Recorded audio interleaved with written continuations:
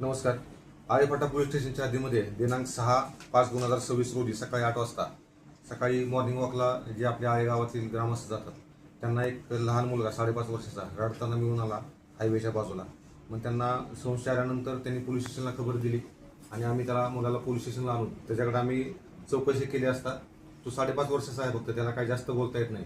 फक्त मला इथं मी पप्पा आणि माझ्या ताईसोबत आलो आणि मला इथं सोडलं आणि पप्पा आणि ताई दोघंजण इथून निघून गेले एवढंच तो सांगत होता.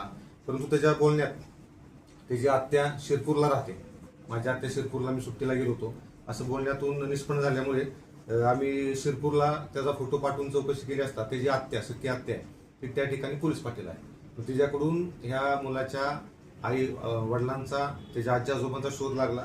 त्यानंतर ते आत्या आजी आजोबा सगळे पोलीस स्टेशनला आले. त्यांच्याकडे चौकशी केली असता असं समजलं की ह्या मुलाचे वडील जे आहेत सागर शिंदे म्हणून, तर त्यांना 2 मुलं आहेत, एक मुलगा आणि एक मुलगी आहे. आणि हा सापडलेला मुलगा 5.5 वर्षाचा आणि मुलगी 3.5 वर्षाची, अशी 2 मुलं आहेत. आणि त्याची आई जी आहे ती 6-7 महिन्यापूर्वी वडिलांना सोडून गेलेली आहे आणि ही मुलं वडिलांकडे आणि त्याच्या आजोबांकडे आजीकडे राहतात. आणि त्यानंतर मग ते घरचे त्याचे सागर जो शिंदे आहे त्याचे वडील सदाशिव शिंदे इथं पोलीस स्टेशन आल्यानंतर त्यांनी सांगितलं की दिनांक 5 तारखेला सकाळी 10:30 वाजता सागर शिंदे त्याच्या 2 मुलांसह घरातून निघून गेलेला आहे, मुलांना बाहेर फिरून आणतो असं सांगून. त्यानंतर तो परत घरी आलेला नाही.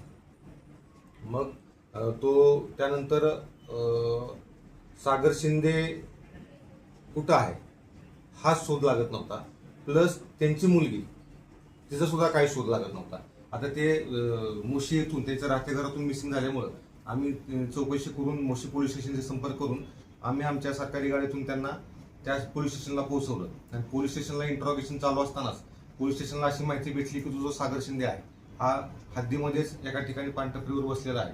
आणि घटनेचं गांभीर्य लक्षात घेऊन पोलिसांनी जाऊन त्याला ताब्यात घेतलं आणि पुढील चौकशी आम्ही आळेफाटा पोलीस स्टेशनच्या ताब्यात दिली. त्याला आम्ही ताब्यात घेतल्यानंतर की बाबा ती मुलगी कुठं आहे हा सगळ्यात महत्त्वाचा तपास राहिला होता.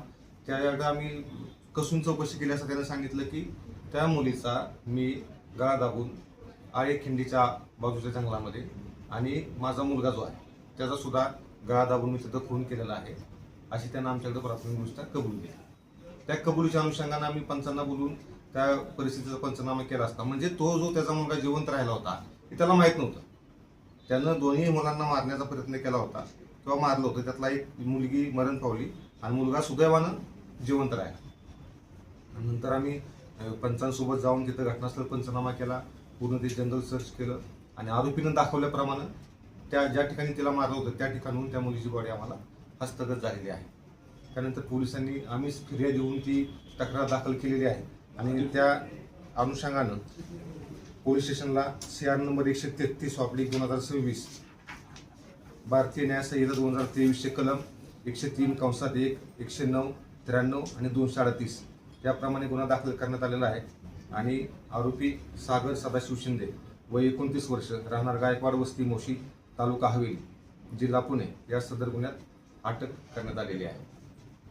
सदरचा तपास हा पुणे ग्रामीण जिल्ह्याचे SP संदीप सिंह गिल साहेब, रमेश चोपडे साहेब अपर पोलीस अधीक्षक, आमच्या डिव्हिजनचे पाटील साहेब DYSP पाटील साहेब तसेच प्रमोद क्षीरसागर LCB PI यांच्या मार्गदर्शनाखाली माझ्या पोलीस स्टेशनचे API अमोल पनाळकर, PSI टावरे, हवालदार गायकवाड, पंकज पारखे, अमित माळुंजे, पोपट कोकाटे, विकास गोसावी, PC आरगडे, खुने, जगताप, तांगडकर, रानडे यांनी केलेला आहे.